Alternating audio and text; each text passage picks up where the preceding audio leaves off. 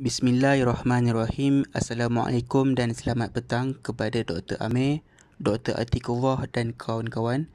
Pada hari ini kami bertiga iaitu Amir Aiman Kamruzaman, Ahmad Irham Muhammad Zulkifli, Muhammad Mansur Cik Ngah akan menerangkan tajuk pembentangan kami iaitu kesan hukum dan perundangan bagi lafaz cerai melalui pesanan mesej telefon.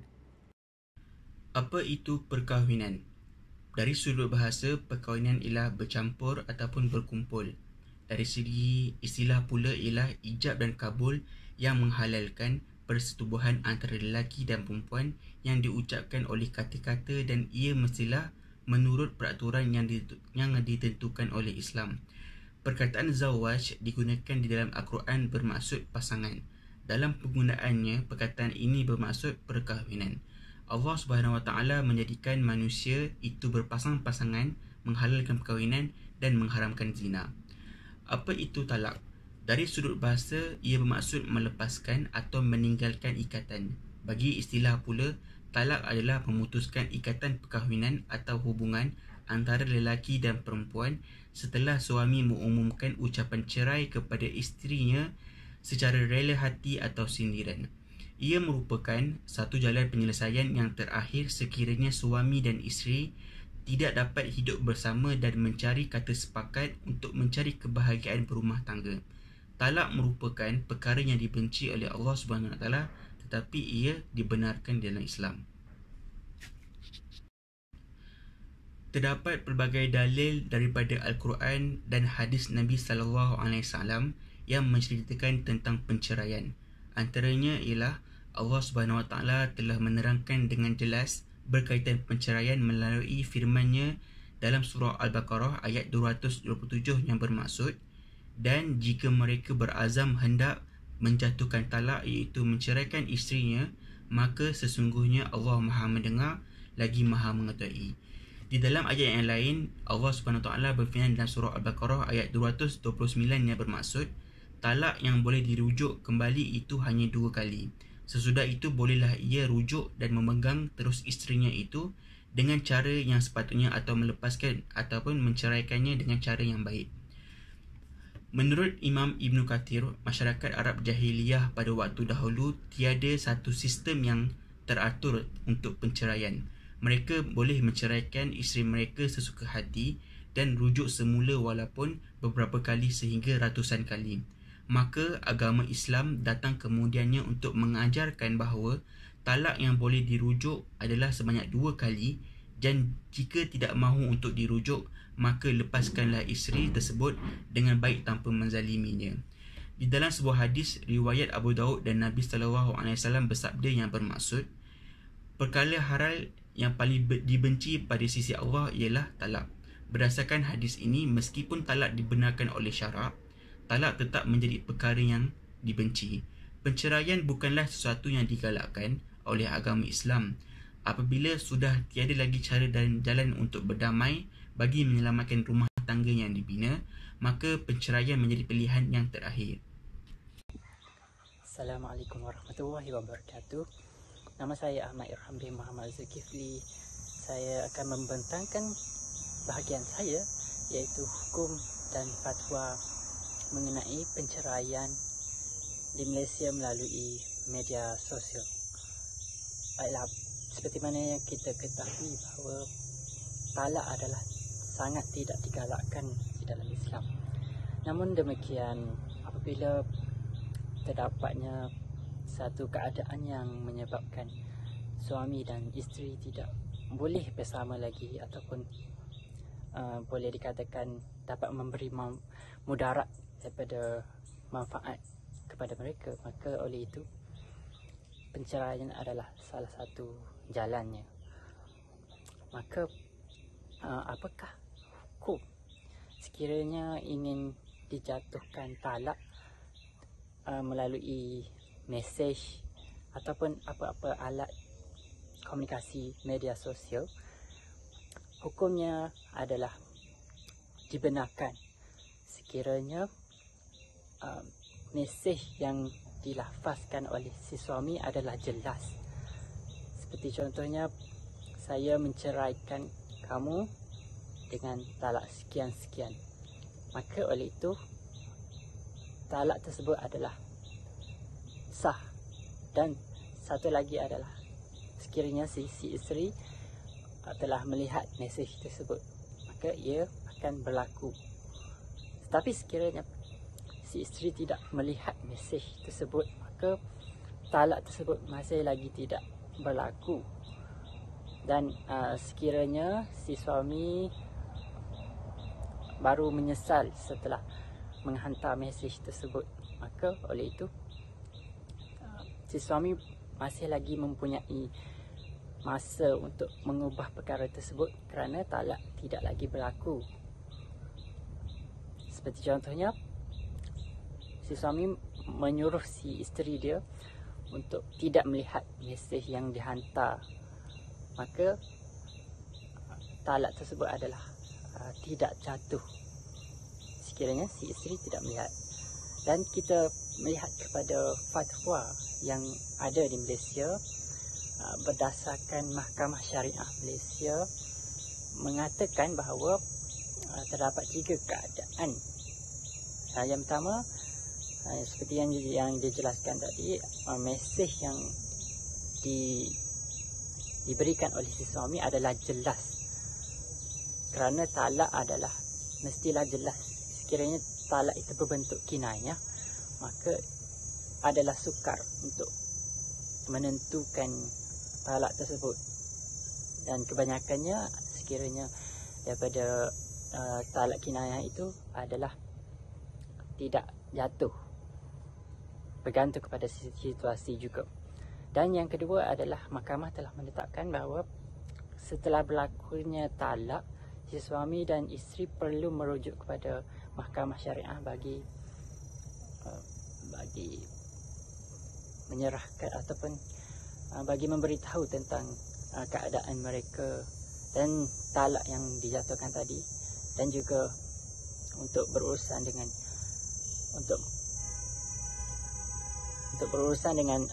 mahkamah. Dan yang ketiga, mahkamah syariah sebenarnya menurut fatwa juga adalah menyatakan bahawa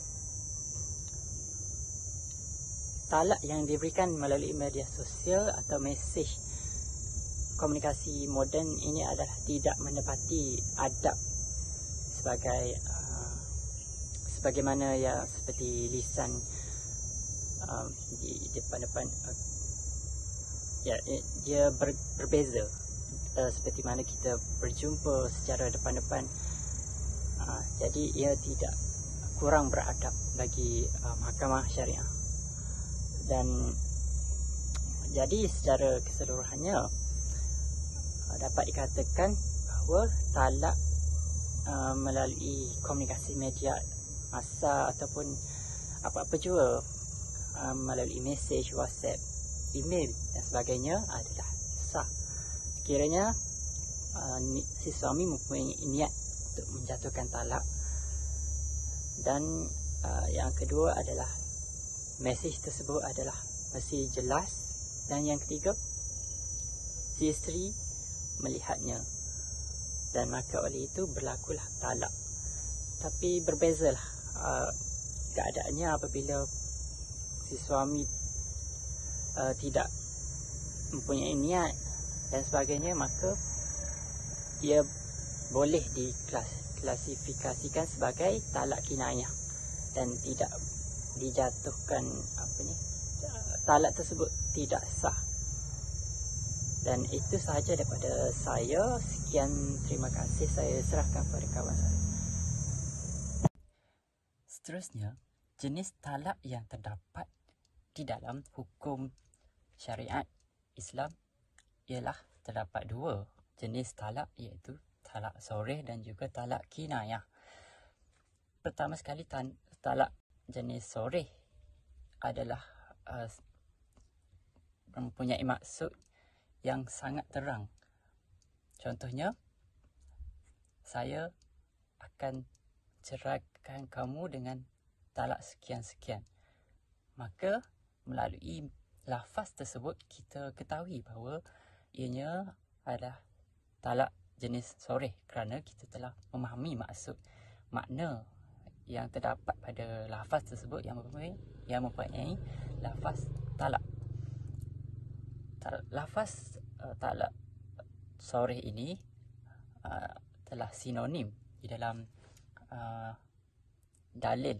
Maksudnya mempunyai banyak dalil di dalam Al-Quran dan hadis yang digunakan oleh Allah serta Rasul bagi menggambarkan sesuatu keadaan. Contohnya, di dalam surah At-Talaq ayat 2, Allah telah berfirman yang bermaksud atau ceraikanlah atau berpisahlah dengan mereka dengan cara yang sepatutnya. Daripada ayat tersebut, berpisah adalah lafaz yang sangat terang kerana kita dapat mengetahui bahawa kita dapat memahami bahawa dengan berpisah itu adalah kita perlu memisahkan diri daripada seseorang. Maka oleh itu lafaz tersebut adalah terang dan tidak mempunyai maksud yang selain daripada lafaz tersebut. Yang kedua adalah lafaz yang talak yang berbentuk kinayah. Lafaz kinayah adalah yang bermaksud yang sama-sama. Lafaz yang mempunyai erti yang mendalam ataupun yang tidak mempunyai kaitan langsung dengan talak atau mempunyai kaitan dengan talak. Maksudnya kita tidak berupaya untuk memahami mesej yang hendak disampaikan oleh lafaz tersebut kerana ia tidak mempunyai maksud yang mempunyai maksud yang satu, ataupun sebagaimana kita tidak memahami lafaz tersebut, maka ia adalah dikategorikan sebagai lafaz yang kinayah. Antara contoh lafaz kinayah ini adalah, sebagai contohnya, kita akan menjadi orang asing selepas ini. Daripada ayat ini tidak dapat difahami bahawa apa yang hendak disampaikan oleh pelaku yang dilontarkan oleh seseorang itu. Maka ia akan dikategorikan sebagai lafaz berbentuk kinayah kerana tidak mengandungi makna yang makna daripada talak. Maka oleh itu ianya adalah berada di dalam perkataan yang sama-sama, dan selalunya lafaz yang berbentuk kinayah ini tidak sah kerana ia tidak seperti lafaz soreh, kerana lafaz soreh adalah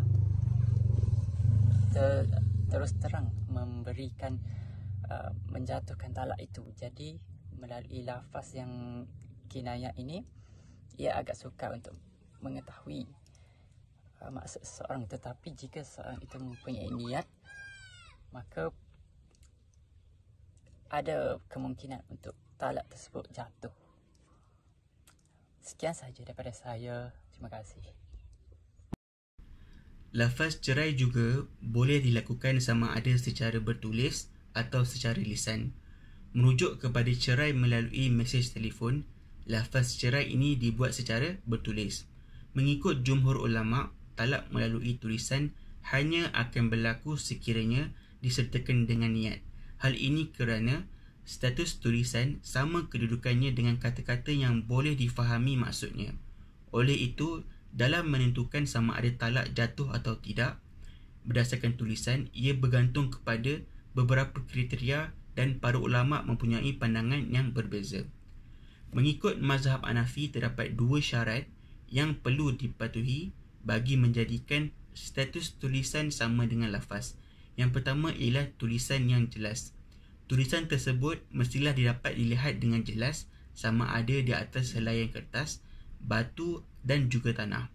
Yang kedua ialah mesti ditujukan khusus kepada isterinya.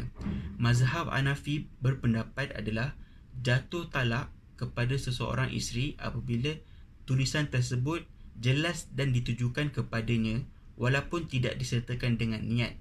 Walau bagaimanapun, sekiranya tulisan tersebut tidak jelas ditentukan kepada siapa, maka talak tidak jatuh melainkan si suami ada niat. Mengikut mazhab Syafi'i dan mazhab Maliki, mereka mensyaratkan niat sebagai faktor utama yang boleh menjatuhkan talak. Mereka berpendapat talak melalui tulisan adalah sama dengan talak secara kinayah. Talak kinayah hanya akan jatuh sekiranya disertakan dengan niat. Selain itu, Imam Syafi'i telah mensyaratkan bahawa tulisan tersebut hendaklah ditulis sendiri oleh suami kepada isterinya. Jelas di sini berdasarkan kepada kedua-dua pendapat yang diutarakan oleh mazhab Hanafi dan mazhab Syafi'i dan serta mazhab Maliki, lafaz yang dibuat secara tertulis boleh menjatuhkan talak. Berikut terdapat beberapa kesan baik dan buruk penceraian melalui perspektif Islam. Yang pertama ialah melalui undang-undang Islam. Di bawah undang-undang Islam, perceraian pertama di antara suami dan isteri disebut sebagai talak raj'i. Ini bermakna suami boleh berdamai ataupun rujuk dengan isteri dalam tempoh menunggu 3 bulan selepas penceraian berlaku ataupun tempoh iddah, tanpa perlu untuk mereka menjalani upacara nikah. Dalam kes sedemikian, suami dikatakan telah menarik balik penceraian itu. Suami dan isteri juga boleh merujuk jika mereka bercerai buat kali kedua. Melalui Seksyen 102 dan 107 AMLA menerangkan proses dan syarat pendaftaran rujuk. Selepas tempoh iddah, suami dan isteri tidak dibenarkan untuk rujuk tetapi boleh bernikah semula. Kedua ialah jika suami dan isteri bercerai buat kali ketiga, penceraian itu dikenali di bawah undang-undang Islam sebagai talak ba'in kubra. Ini bermakna suami dan isteri tidak boleh rujuk atau bernikah lagi. Suami dibenarkan bernikah semula dengan bekas isteri hanya selepas bekas isteri menikah lelaki lain dan kemudian mereka bercerai selepas bersatu. Yang ketiga ialah juga suami dan isteri yang telah diceraikan melalui talak wajib oleh hakam atau atas perintah fasaq atau secara huluk tidak dibenarkan rujuk. Mereka hanya boleh menikah semula. Yang keempat, seorang suami juga boleh menceraikan isterinya buat kali pertama dengan menyebut talak 3, misalnya dengan mengatakan, saya ceraikan isteri saya dengan talak 3. Perceraian ini adalah talak ba'in kubra. Antara kesan lain iaitu penceraian dapat membebaskan isteri ataupun suami itu dari segala tekanan dan kekerasan rumah tangga. Yang kedua ialah mereka perlu waktu yang cukup untuk menyesuaikan diri setelah penceraian terjadi. Yang ketiga ialah mengubah status isteri yang semula menurut UU perkahwinan adalah ibu rumah tangga, tapi pasca perceraian statusnya berubah menjadi kepala keluarga dan bertindak sebagai orang tua tunggal, ataupun single parents bagi anak-anaknya. Yang keempat ialah dapat melahirkan trauma kepada anak-anak, terutama kepada anak yang menyaksikan konflik terbuka antara suami dan isteri ataupun ayah ibu bapa mereka yang terjadi sebelum penceraian. Kesimpulannya, sesungguhnya penceraian merupakan satu amalan yang dibenci oleh Allah Subhanahu Wa Taala seperti yang disebut dalam hadis Nabi Rasulullah SAW yang bersabda, perkara halal yang sangat dibenci Allah ialah talak, iaitu penceraian. Hadis lain juga menyatakan perkara yang sama, iaitu Rasulullah SAW bersabda, kalilah kalian dan janganlah kalian bercerai, kerana sesungguhnya penceraian itu menggetarkan arasy. Allah yang maha bijaksana menyediakan jalan keluar yang bagi mereka yang perkahwinannya penuh dengan penderitaan dan ancaman dengan menghalalkan talak, walaupun ia hanya terpakai apabila masalah rumah tangga sudah serius ataupun digunakan untuk kepentingan suami, isteri ataupun juga keduanya sekali. Ringkasnya, penceraian melalui mesej ataupun WhatsApp adalah cerai yang dibenarkan oleh syarak dan hak talak tersebut terletak di tangan suami. Para suami bersesuaian dengan tanggungjawab yang diberikan sebagai ketua keluarga perlulah ada rasa tanggungjawab ketika berada dalam hubungan perkahwinan, juga ketika ingin menamatkan perkahwinan tersebut dengan menurut cara yang dianjurkan dalam agama Islam. Dengan itu saya sudahi dengan wabillahi wa taufiq wal hidayah. Assalamualaikum warahmatullahi wabarakatuh.